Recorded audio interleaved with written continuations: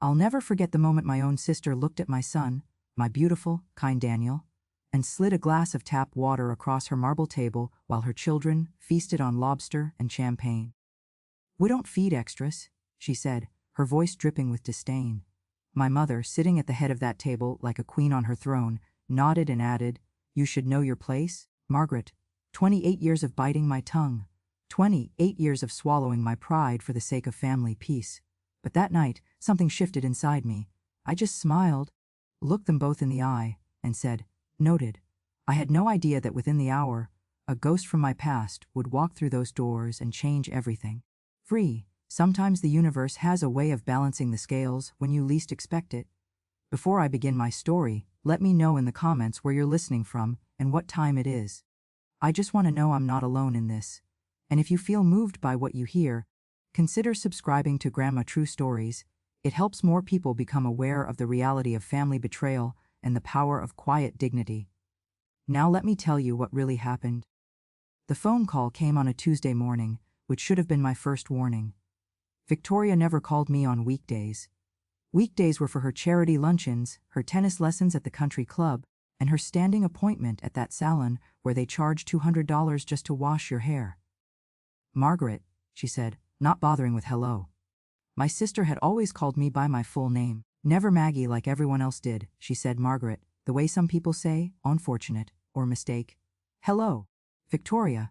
I balanced the phone between my ear and shoulder while I folded towels from the dryer. Even at 58, I still did my own laundry, cooked my own meals, cleaned my own house.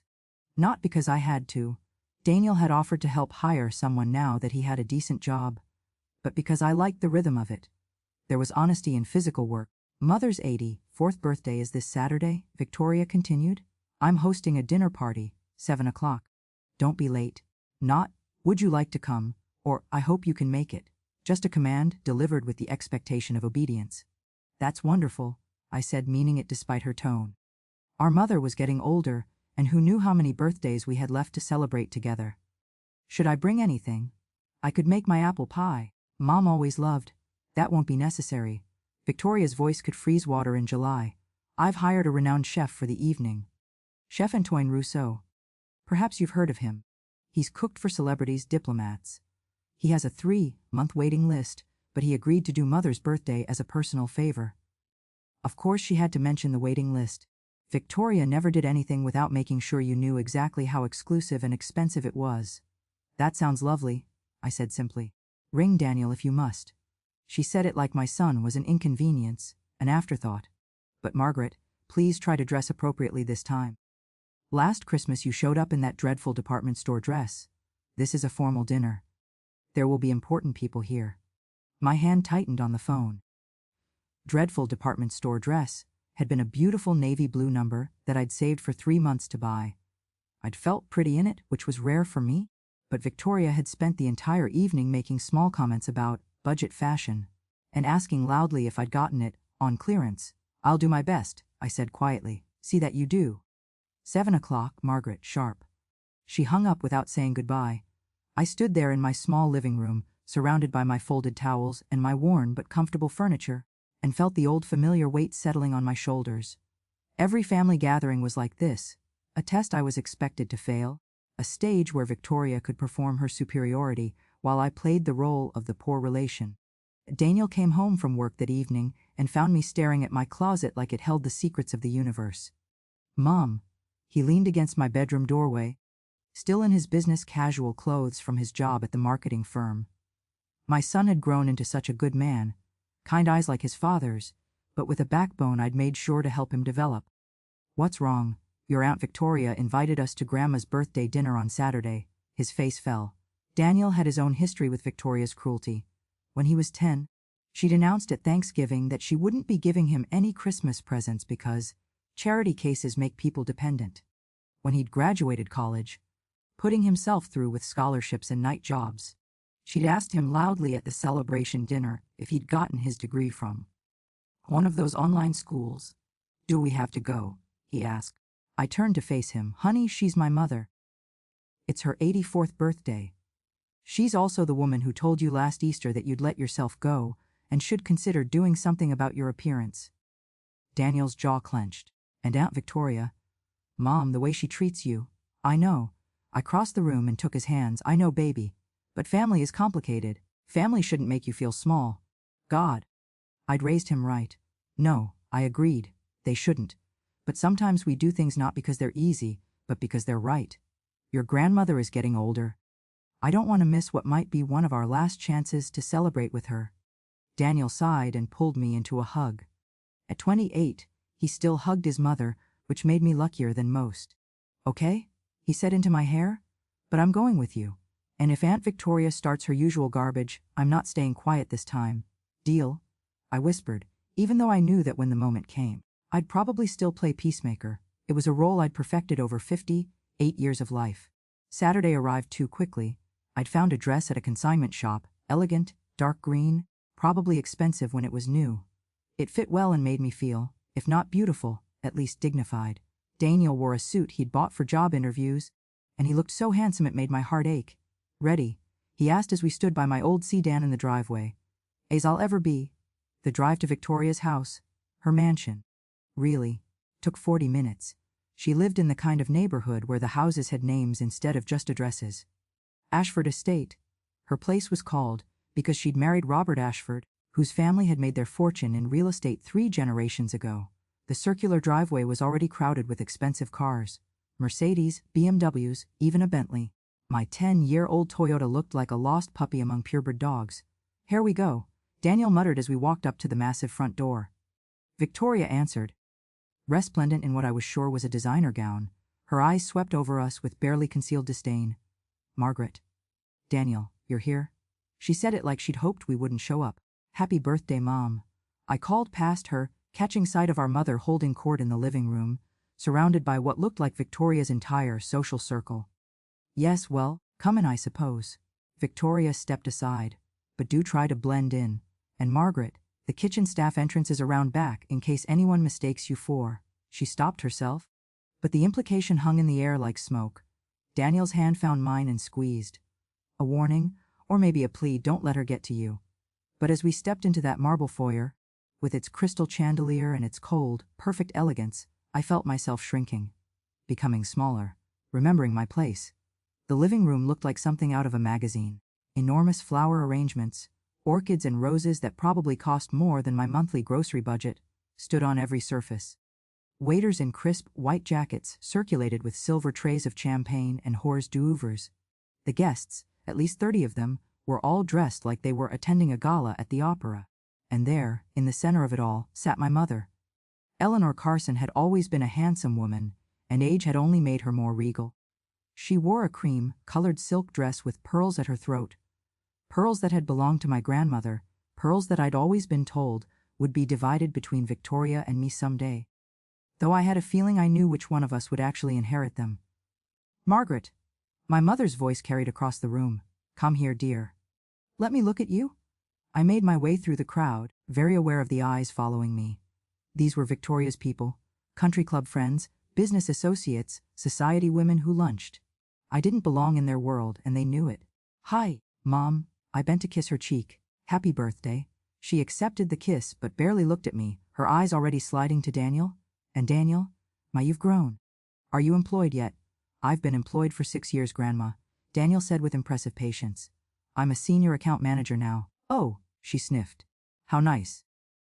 Victoria's son Christopher is a vice president, you know. At only 32, of course he was. Christopher had been given his position at his father's company straight out of college. But I bit my tongue.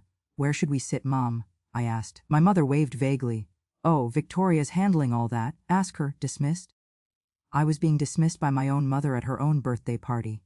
Victoria appeared at my elbow like a shark sensing blood in the water. The seating chart is quite specific. She said loudly enough that several guests turned to look. I've put you and Daniel at the children's table in the conservatory. I blinked. The children's table? Well, there's not really room at the main dining table, and the children don't mind. Emma and James are 14 and 16. They're practically adults now. I'm sure you'll all have a lovely time together. Daniel's face went red. Aunt Victoria? It's fine, I said quickly, touching his arm. It wasn't fine. Nothing about this was fine. But making a scene would only give Victoria exactly what she wanted, proof that we didn't belong, that we couldn't handle ourselves in polite society. Actually, Victoria continued, her voice taking on a saccharine sweetness that I recognized as particularly dangerous. I should mention something about dinner. She led us slightly away from the main group, lowering her voice but not enough that nearby guests couldn't hear if they tried. Chef Russo has prepared an extremely exclusive menu for this evening. It's costing me, well, let's just say it's a significant investment. The main course alone is $200 per person. I felt my stomach drop. I knew where this was going. No, I know things have been tight for you financially, Victoria continued, her eyes glittering with malice disguised as concern. And I would never want to put you in an uncomfortable position, so I've arranged for you and Daniel to have a simpler meal. Nothing fancy, of course, but perfectly adequate. I'm sure you'll understand. What exactly does that mean? Daniel asked, his voice tight. Victoria's smile was poison wrapped in silk. It means that the multi-course tasting menu with the lobster, the imported Wagyu beef, the wine pairings, that's for the primary guests. For you two, we'll provide something more appropriate to your circumstances.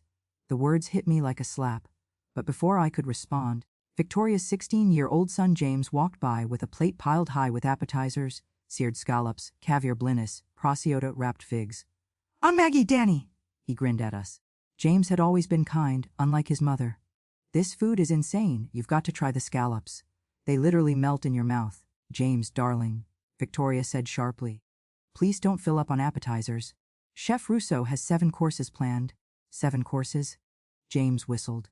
"This is better than that restaurant in Paris we went to last summer." He bounded off, and Victoria turned back to us with that same terrible smile. "You see, this is a very special evening. I simply can't justify the expense for everyone. I hope you understand. After all, Margaret, you've always been so practical about money." Practical? She meant poor. She meant less than. I opened my mouth, not sure what would come out, when a commotion at the front entrance made everyone turn. "Hez here." Victoria's daughter Emma came running in, her eyes wide with excitement. "Mom, Chef Rousseau is here!" "And he brought his whole team." Victoria's face transformed into genuine delight. "Oh, wonderful. Excuse me, I must greet him properly. Margaret, do try to stay out of the way. And remember, 7 o'clock sharp for dinner. Don't be late to the conservatory." She swept away in a cloud of expensive perfume, leaving Daniel and me standing there like we'd been slapped. "Mom?" Daniel said quietly, his voice shaking with anger. "We should leave. We should just leave right now." I wanted to. God, I wanted to. But I looked across the room at my mother, holding court, basking in Victoria's lavish celebration, and I couldn't make my feet move toward the door. "Your grandmother doesn't care if we're here or not," Daniel finished. "You saw how she looked at you. Like you were nobody." "Maybe I am," I whispered before I could stop myself. "No." Daniel turned me to face him, his hands on my shoulders. Don't you dare. Don't you dare let them make you believe that." But it was too late. I'd believed it for so long that it had become part of my bones, woven into the fabric of who I was. The lesser daughter. The poor relation.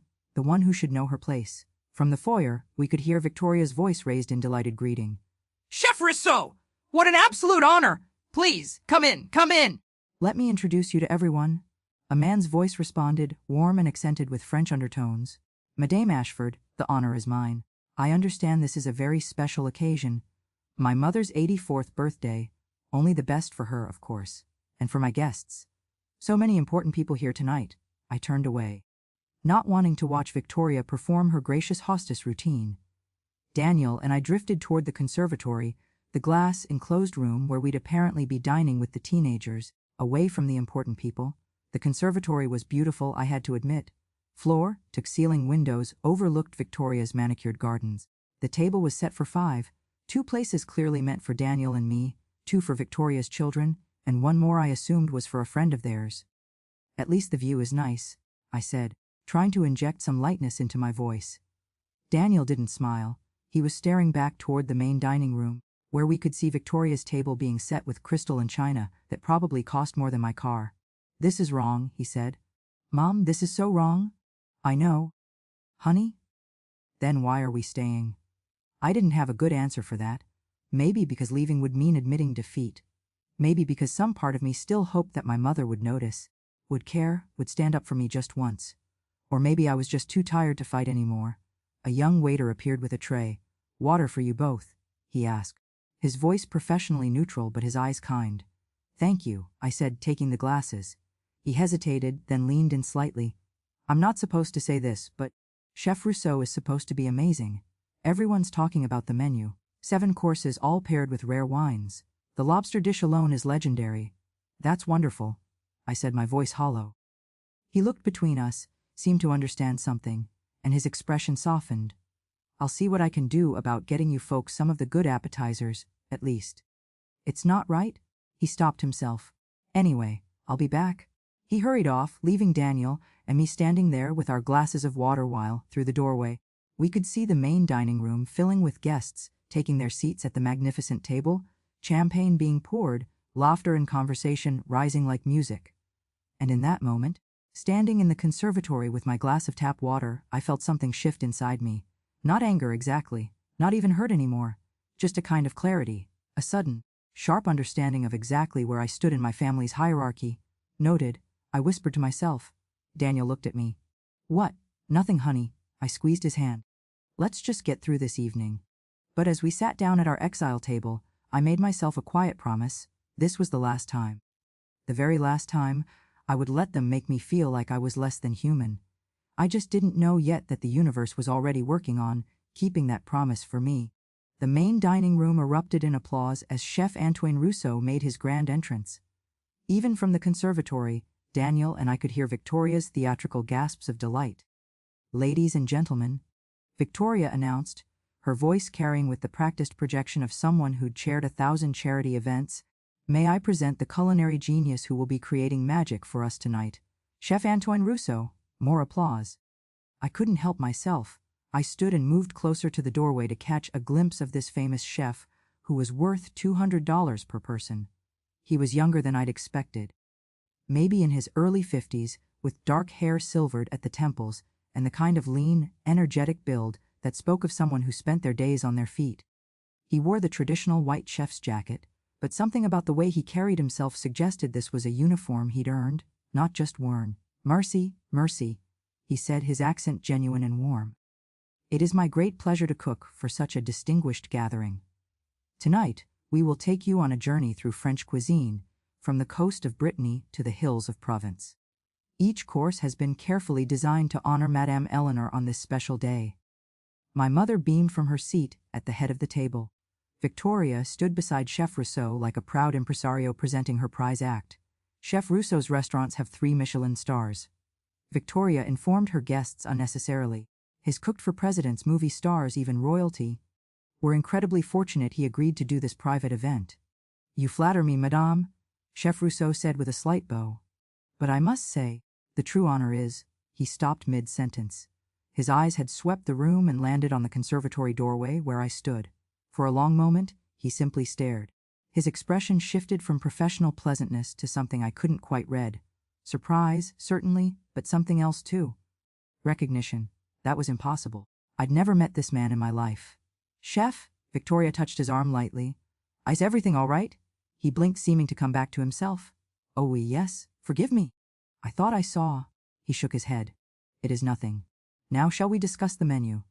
The first course will be a muse, bouchoff. But his eyes kept drifting back to where I stood. I felt Daniel come up behind me. Mum, that chef keeps looking at you, he whispered. Do you know him? No, I said, but something nagged at the back of my mind. Something about his face. The shape of his eyes, the way he held himself. Victoria was leading Chef Rousseau around the table, introducing him to her important guests. This is Judge Morrison and his wife, and this is Dr. and Mrs. Chen, they're on the hospital board, and here is Robert's business partner, Mr. Thorne. On and on it went. Each introduction another reminder of the influential circle Victoria had cultivated. Finally, they completed the circuit of the main table. And I believe that's everyone who matters, Victoria said with a tinkling laugh. Chef Rousseau's eyebrows rose slightly. Everyone, but I see 2 more guests there. In the conservatory, Victoria's smile became strained. Oh, that's just my sister and her son. They'll be dining separately. Different menu, you understand. The full tasting would be, well, it's quite expensive, and I know Margaret operates on a budget. Your sister? Chef Rousseau interrupted, his voice sharp.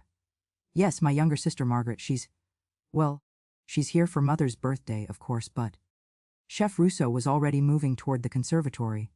Victoria hurried after him, flustered. Chef, really? You don't need to concern yourself with. But he wasn't listening. He walked straight up to me, and as he got closer, I saw his eyes more clearly. Dark brown, almost black, with long lashes.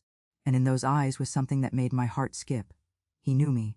Somehow, impossibly, this famous chef knew me. Madame, he said softly, searching my face. Forgive me for asking, but many years ago, did you work at St. Catherine's Hospital? The room seemed to tilt. St. Catherine's. I'd worked there for 15 years as a nurse, before budget cuts had eliminated my position. That had been, God, it had been almost 25 years ago now. Yes, I said slowly. I did. How did you? His face transformed. The professional mask dropped away, replaced by something raw and genuine. It is you. Mon Dieu, it is really you. Victoria appeared at his elbow, her face tight with confusion and annoyance. Chef, I'm sure this is all very interesting, but we really should begin service. My guests are waiting, do you remember? Chef Rousseau said, ignoring Victoria completely. Young man very sick, who came to your emergency room in the summer of 2000. He had collapsed in the street. No insurance, no money, no one to help him. Summer of 2000. I'd been working the night shift, and Daniel had been just 3 years old.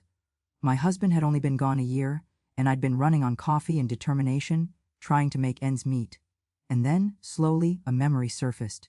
A young man, maybe 25 or 26, burning with fever. He'd been found unconscious outside a restaurant where he'd been working as a line cook.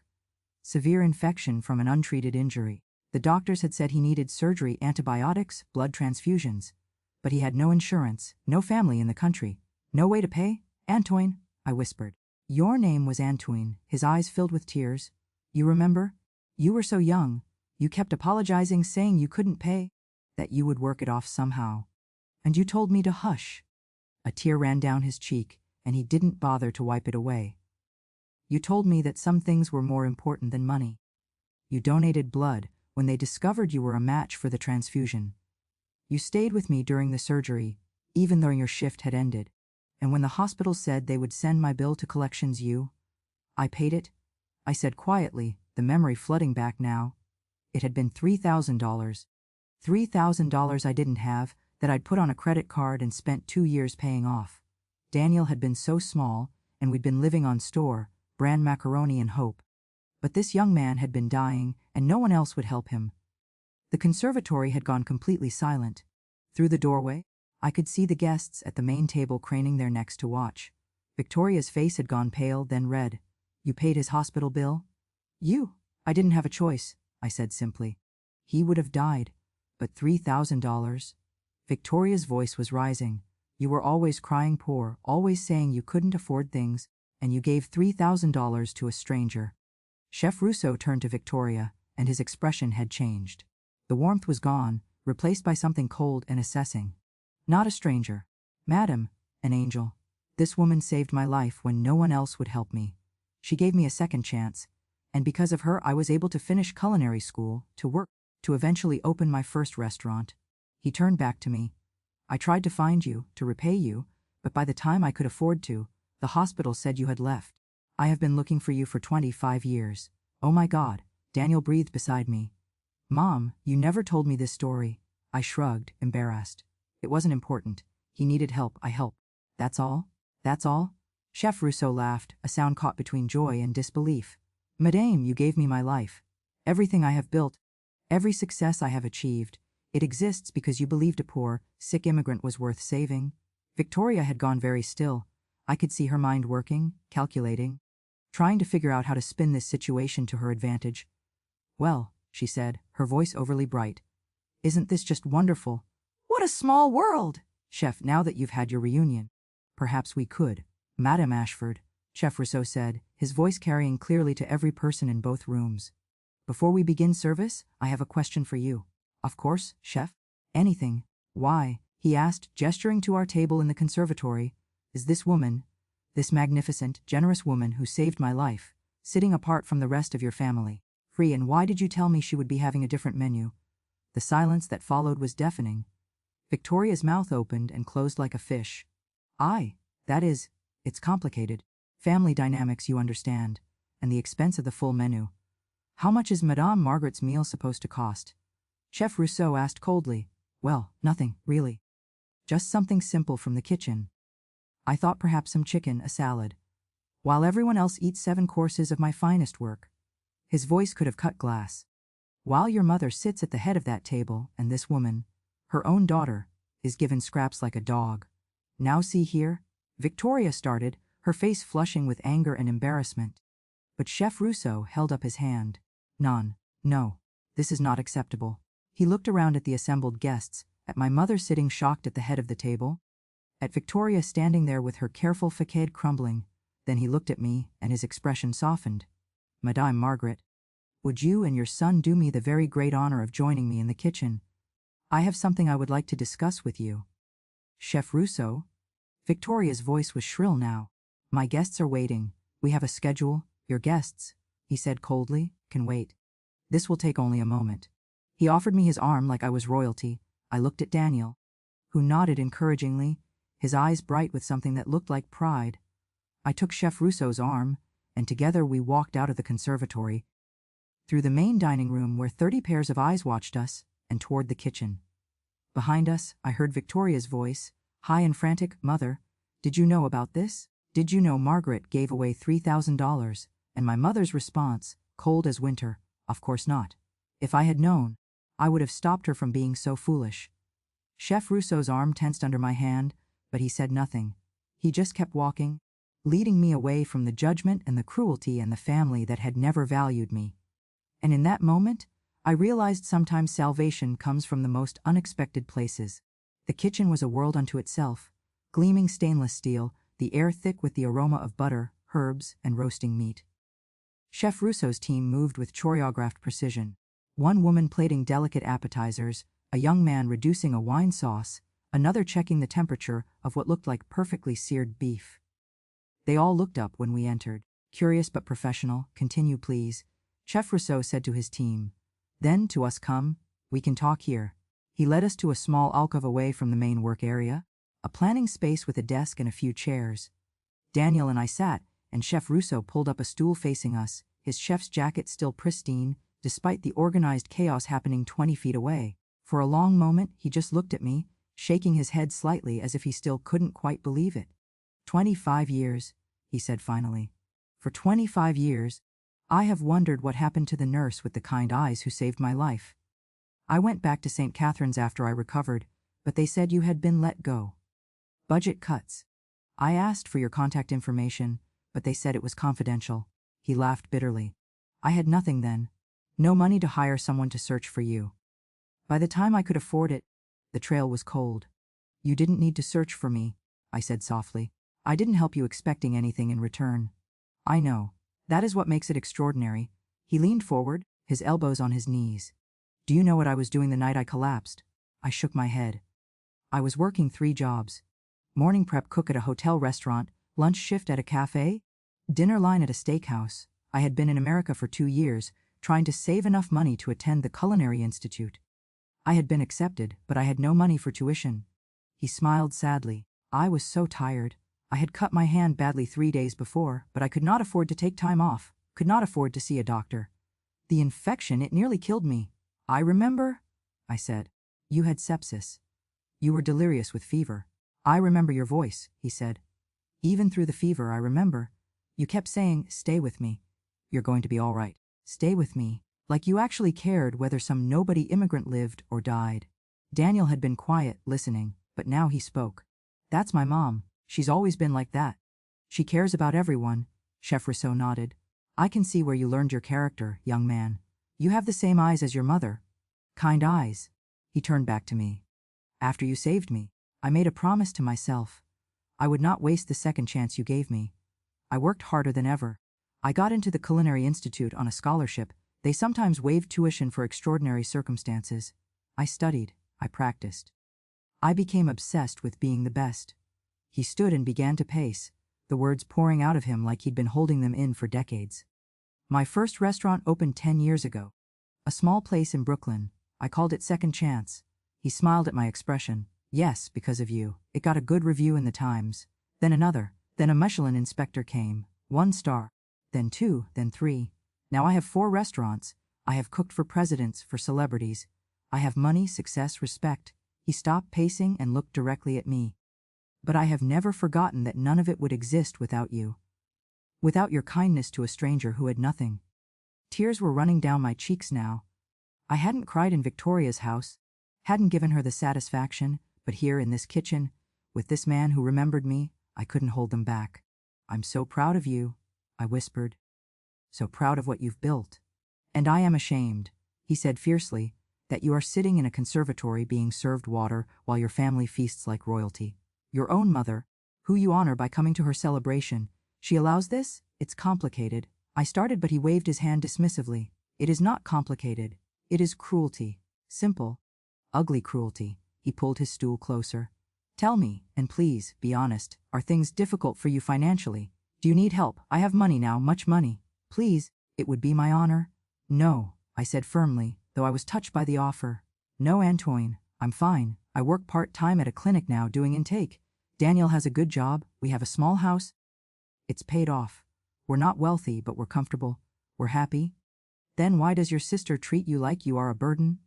I looked at Daniel, then back at Chef Rousseau. Because Victoria has always measured worth by wealth. And by that measure, I've always been worthless. My husband died when Daniel was young. Life insurance covered the funeral and paid off the house. But there wasn't much left over. I worked as much as I could, but nursing jobs weren't as plentiful as they are now. We scraped by. We were never hungry, never homeless, but we never had extras. No vacations, no new cars, no designer clothes. You had dignity, Chef Rousseau said. You had kindness. These are worth more than any designer clothes. Not to Victoria. The words came out more bitter than I'd intended. She married money. She spent her whole life surrounding herself with important people, expensive things. And I'm a reminder of what she could have been.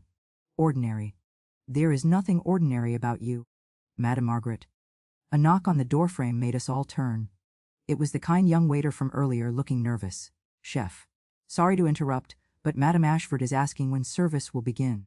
The guests are, well, they're getting restless. Chef Rousseau stood, and I saw something change in his expression.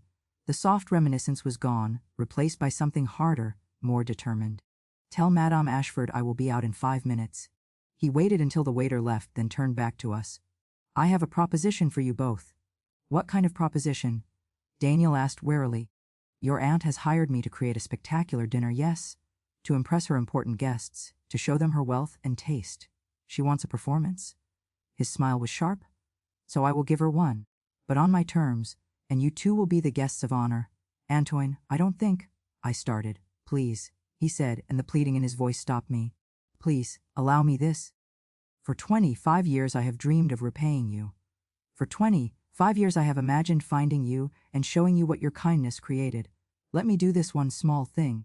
Let me give you the dinner you deserve, in front of the family that has not valued you. It will humiliate Victoria, I said quietly. Good. His eyes flashed. She deserves to be humiliated. What she is doing to you, what she has always done to you, I suspect, is unforgivable. Daniel was grinning now. Mum, say yes, please say yes. I thought about all the years of small cruelties. The comments about my clothes, my car, my life choices, the way Victoria had made sure everyone knew she was the successful sister, the important one. The way my own mother had sided with her again and again, because Victoria had money and status, and all the things that supposedly mattered. I thought about sitting in that conservatory with my glass of water while they feasted on lobster. I thought about Victoria's words. You should know your place. Okay, I said softly. Okay. Chef Rousseau's face lit up like sunrise. Perfect, perfect. Now here is what we will do. He laid out his plan, and with every word, Daniel's grin grew wider and my heart beat faster. It was audacious, it was probably petty. It would absolutely mortify Victoria. It was perfect. Are you sure about this? I asked when he finished. Victoria is influential. She knows a lot of important people. If you embarrass her, it could hurt your reputation. My reputation, he said firmly, was built on integrity and excellence, not on catering to cruel women who abuse their own family. Besides, his smile turned wicked. I think her important guests will be very interested to see what kind of person Madame Victoria really is. Mum, Daniel said, taking my hand. You've spent your whole life putting everyone else first. Let someone put you first for once. Let Chef Rousseau do this. I looked at my son, at this good man I'd raised alone through so many hard years, and I saw in his eyes that this mattered to him. Not revenge exactly. Justice maybe. Recognition. A public acknowledgement that I wasn't invisible, wasn't worthless, wasn't someone who should know her place. All right, I said. Let's do it. Chef Rousseau clapped his hands together. Excellent. Now, you two stay here. Have some champagne. He grabbed a bottle from a nearby cooler and 2 glasses. Han, relax. I have a dinner service to conduct. A very special dinner service. He started toward the door, then paused and came back. He took both my hands in his and raised them to his lips in a gesture so old-fashioned and sincere it brought fresh tears to my eyes. Thank you, he said quietly, for everything, for my life, for this chance to honor you, for being the kind of person who makes the world better simply by existing in it. Then he was gone, calling orders to his team in rapid French, his entire demeanor shifting into the focused intensity of a maestro about to conduct a symphony. Daniel poured us each a glass of champagne. Mom, he said, raising his glass, I have never been more proud to be your son than I am right now. We clinked glasses and drank, and through the kitchen doorway, I could hear Chef Rousseau's voice raised in the dining room. Ladies and gentlemen, I apologize for the delay, but I have made some changes to this evening's service. Significant changes. Changes that I believe will make this a dinner party you will never, ever forget. Daniel squeezed my hand. Here we go. And despite everything, despite the years of hurt and the lifetime of feeling less than, I found myself smiling. Because sometimes, just sometimes, the universe decides it's time to balance the scales. Chef Rousseau's voice carried from the dining room with the authority of someone used to commanding kitchens and attention. Before we begin, he announced, I must share with you all a story. A story about kindness, sacrifice, and what it truly means to be wealthy. Daniel and I moved quietly to the kitchen doorway, where we could see without being immediately visible. The dining room had gone silent. All 30 guests focused on the chef standing at the head of the table beside my mother. Victoria sat frozen in her chair, her face a mask of forced pleasantness, but I could see the tension in her shoulders. She knew something was wrong, she just didn't know what yet. 25 years ago, Chef Rousseau continued, I was nobody. A poor immigrant working 3 jobs, barely surviving. I collapsed one night from an infection that should have been treated days earlier, but I had no insurance, no money, no way to pay for medical care. The guests were leaning forward now, drawn into the story. I woke up in St. Catherine's Hospital, and I was told I needed emergency surgery, blood transfusions, days of intensive antibiotics. The bill would be thousands of dollars. Money I did not have. Money I could not even imagine having. He paused, letting the weight of that sink in. The hospital administrators were ready to send me away. To let me die, essentially, because I could not pay. Someone gasped. Judge Morrison's wife put her hand to her mouth. But there was one nurse, Chef Rousseau said, his voice softening. One nurse who refused to let that happen. She donated her own blood when they discovered she was a match. She stayed through my surgery on her own time, and when the hospital said they would ruin my credit and send me to collections, she did something extraordinary. He turned and looked directly at where I stood in the kitchen doorway. She paid my entire hospital bill herself. $3,000. $3,000 she did not have, that she put on a credit card and spent 2 years paying off. For a complete stranger. For someone she had never met and would never see again. The room erupted in murmurs. I saw several guests turn to look at each other in amazement. That nurse, Chef Rousseau said, was Madame Margaret Carson. Some of you may not recognize the name. She is not famous. She does not sit on boards or chair committees. She does not have her picture in society magazines. He gestured toward the conservatory, where our abandoned table sat with its 2 glasses of water. But she is sitting in that room, separated from this celebration, because her own sister deemed her unworthy of eating the meal I prepared. Because she is not wealthy enough, not important enough, not impressive enough to sit at this table. Victoria shot to her feet. Chef Rousseau, this is highly inappropriate. What is inappropriate, madame? He cut her off, his voice sharp as a knife. Is treating the woman who saved my life like she is beneath you. What is inappropriate is telling me to serve her water and scraps, while you feast on my finest work. What is inappropriate is spending thousands of dollars on one dinner party to impress strangers while showing cruelty to your own flesh and blood. The silence was absolute. I could see my mother's face, pale and shocked. Victoria stood trembling with rage and humiliation.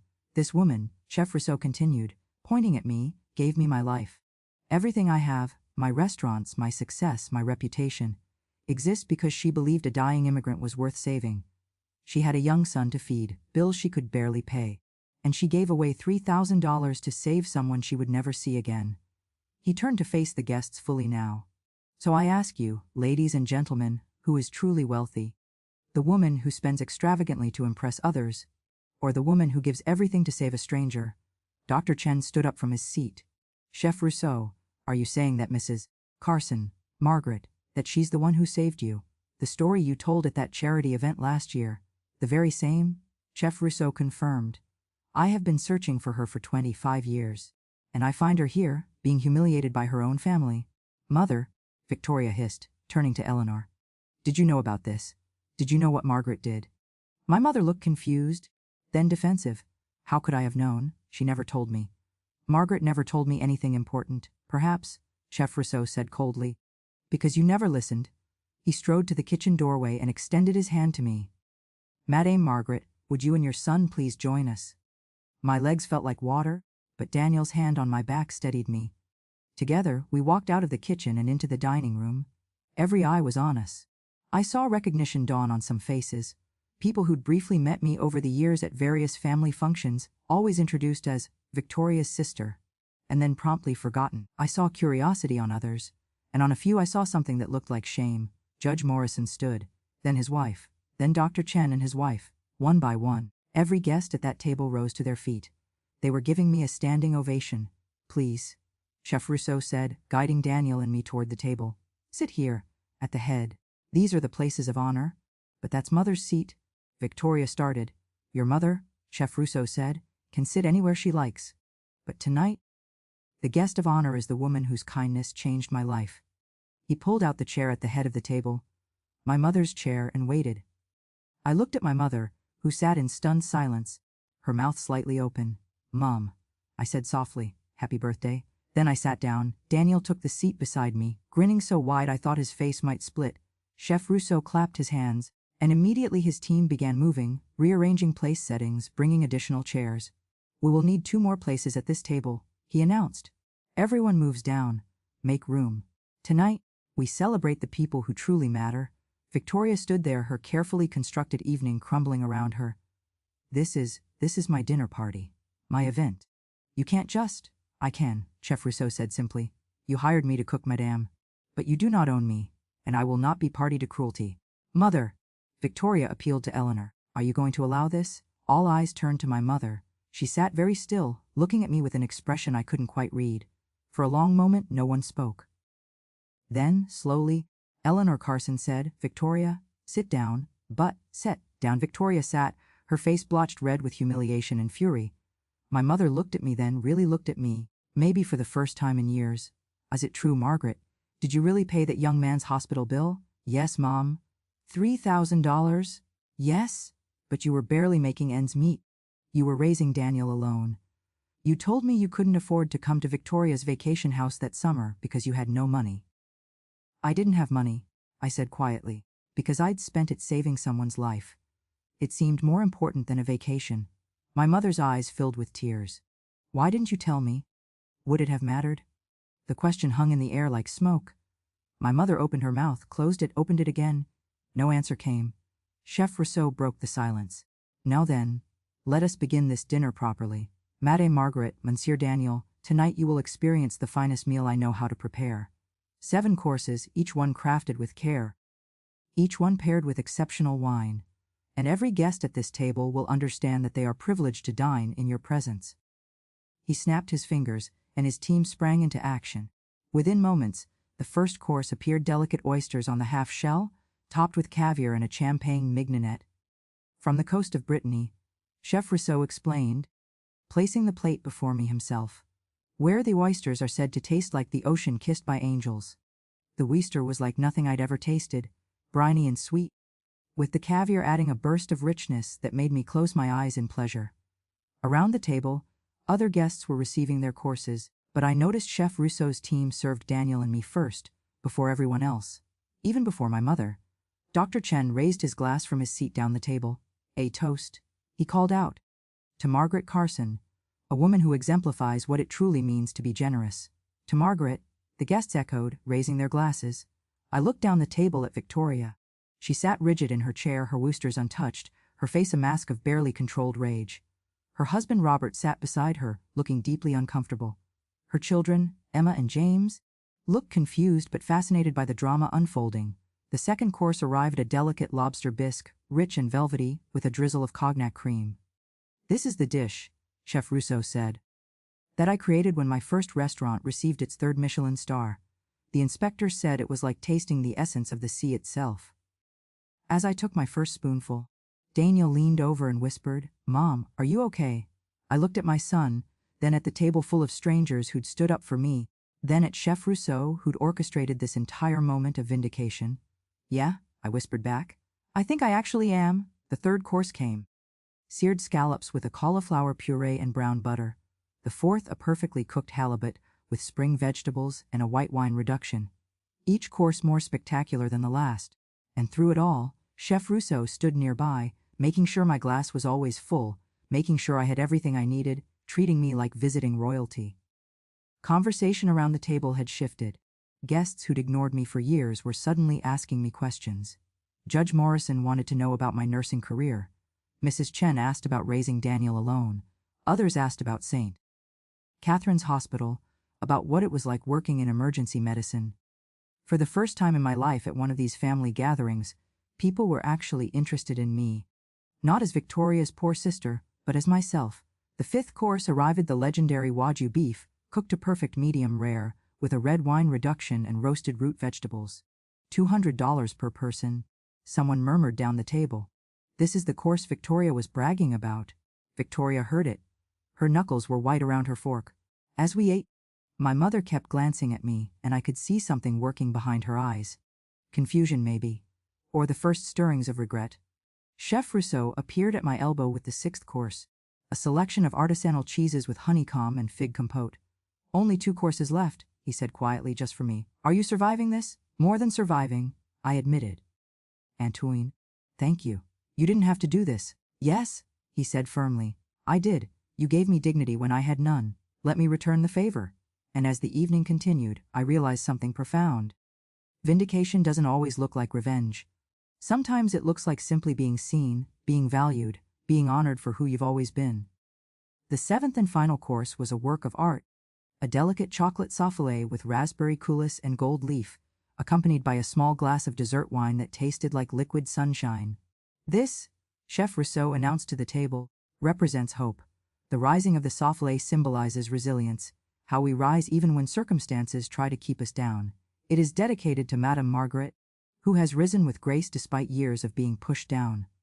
The words landed like stones in still water, rippling outward. Several guests shifted uncomfortably. Victoria's face had gone from red to white to a mottled combination of both. As we ate, Mrs. Chen, who I now remembered was on the hospital board, leaned toward me from her seat. "Margaret, I had no idea about your nursing background. We're always looking for experienced medical professionals for our volunteer programs. Would you be interested in discussing it?" "Yes, I'd love that," I said, surprised. Judge Morrison chimed in from across the table. "My wife and I host a charity gala every year for underprivileged children. We could use someone with your perspective on the planning committee. Someone who understands what it means to struggle, one by one." The important people that Victoria had been so desperate to impress were turning away from her and toward me. Not out of pity, but out of genuine respect. I watched Victoria's carefully constructed world crumble with each conversation, each invitation, each moment that should have been about her, but had become about me instead. Finally, she snapped. "Enough!" Victoria slammed her hand on the table, making the crystal glasses ring. "This is absurd, Mother. Are you just going to sit there while your birthday dinner is hijacked?" My mother, who had been quiet through most of the meal, looked at Victoria with an expression I'd never seen before. Disappointment, maybe. Or recognition. "What exactly do you want me to say, Victoria?" "I want you to tell Margaret that this is inappropriate, that she's making a spectacle of herself, that she should be grateful I even invited her." Victoria's voice was rising, becoming shrill. "I spent months planning this party. I hired the best chef, invited the most important people, created the perfect evening for you, and she's ruining it." "I'm not doing anything," I said quietly. "I'm just sitting here eating dinner." "You manipulated this whole situation." Victoria pointed an accusatory finger at me. You probably planned it, knew Chef Rousseau would be here? How would I have known that? I asked. You didn't tell me who you'd hired until we got here. Victoria, Robert said quietly, touching his wife's arm. Please, you're making a scene. She jerked away from him. A scene? A skeenan. My sister gives away $3,000 we didn't even know she had, to a complete stranger, and I'm the one making a scene. You mean, Dr. Chen said carefully, she gave $3,000 to save a human life. That's rather different than throwing it away on a stranger. She had a child to feed. Victoria's voice cracked. She was always crying about how hard things were, how she couldn't afford this or that, and then we find out she was giving away thousands of dollars. I made my choices, I said. They were mine to make. But they made you look pathetic. Victoria was standing now, her carefully styled hair coming loose, her makeup smudged. They made our whole family look pathetic. Poor Margaret, struggling Margaret, can't afford anything Margaret. Do you know how embarrassing it was, having a sister who shopped at thrift stores and drove a car that was practically falling apart? The words hung in the air like poison gas. Victoria, my mother said sharply. That's enough. No. It's not enough! Victoria rounded on her. You agreed with me, Mother! You always agreed with me! Every time Margaret showed up in her cheap clothes and her old car, you'd pull me aside and say how embarrassing it was, how we should encourage her to do better, to try harder. My mother's face went pale. I never said. You did! You said it constantly! You said she was dragging down the family name, that she was setting a bad example for Daniel, that she needed to get her act together. Victoria was crying now, mascara running down her cheeks. And now, no, you're all acting like she's some kind of saint because she threw money at some random person 25 years ago? That random person, Chef Rousseau said coldly, is standing right here, and he remembers very clearly being treated like his life didn't matter. Much the way you've been treating your sister. Oh, please! Victoria laughed a harsh, ugly sound. This is all very convenient, isn't it? The big celebrity chef just happens to be someone Margaret helped. What are the odds? This whole thing reeks of manipulation. The odds, Chef Rousseau said. Are called destiny, or karma perhaps. The universe has a way of bringing things full circle. Emma, Victoria's daughter, spoke up for the first time. Mom, maybe you should sit down. Don't tell me what to do. Victoria snapped at her own child. James, the 16-year-old, looked at me with something like apology in his eyes. Aunt Maggie, I'm sorry. I didn't know Mom was going to. I didn't know you were supposed to eat separately. It's not your fault, sweetheart, I assured him. Of course it's not his fault, Victoria shrieked. It's our fault. Everything is always about Margaret. Poor Margaret, tragic Margaret, noble Margaret. Well, I'm tired of it. I'm tired of pretending that being poor is somehow virtuous. I'm tired of acting like struggle makes you special. No one said that. I said, my voice steady despite the trembling I felt inside. But cruelty doesn't make you special either, Victoria. Money doesn't make you better. It just makes you more comfortable. Easy for you to say now, sitting at the head of MY table, eating MY food, being celebrated at MY party, your party. My mother's voice cut through Victoria's hysteria like a blade. I thought this was supposed to be MY birthday party. Victoria froze. It is, Mother.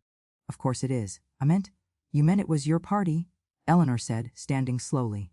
At 84, she still had presence, still had authority, your chance to show off, your opportunity to impress your important friends. I was just the excuse. That's not fair, Victoria whispered. Isn't it? My mother looked around the table at the assembled guests. How many of you were invited because Victoria wanted to celebrate my birthday, and how many were invited because you're influential, wealthy, or connected? Silence. That's what I thought.